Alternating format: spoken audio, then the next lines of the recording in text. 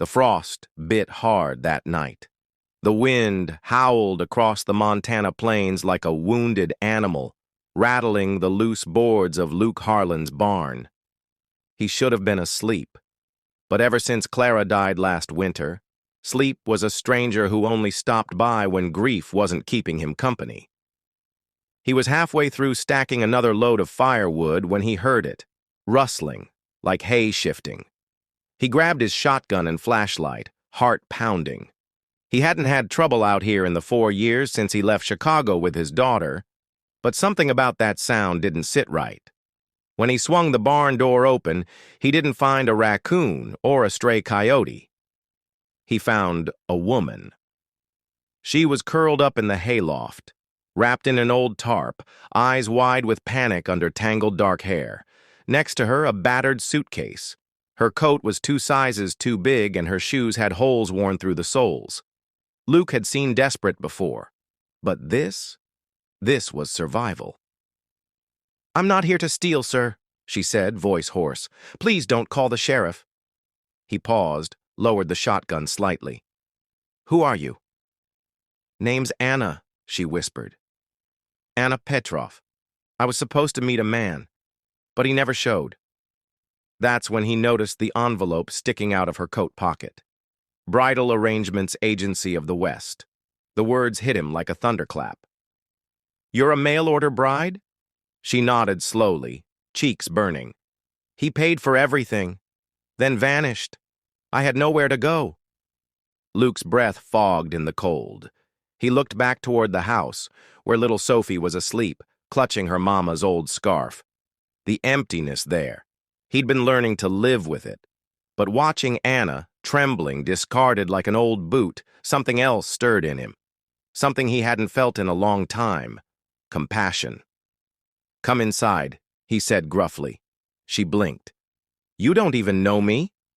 "I know enough," he replied. "No one deserves to freeze alone in a barn." By morning, she had clean clothes, a hot meal, and was sitting at his worn kitchen table, watching Sophie giggle over pancakes. It should have ended there.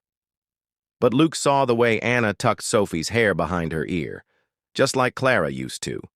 He noticed how she stitched the torn curtains in the den without being asked, and how she sang, softly, in Russian, while scrubbing the floors as though the act itself gave her peace. He'd only meant to give her shelter for a few days, but she filled the cracks in his house the way sunlight filters through broken blinds. Quietly.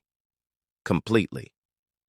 That night, as snow began to fall again, Anna handed him a letter she'd written to the agency, saying she'd find her way back east, work in a factory, make her own path. Luke read it twice before setting it down. "I don't think you should leave," he said. She looked up, startled. "Why?"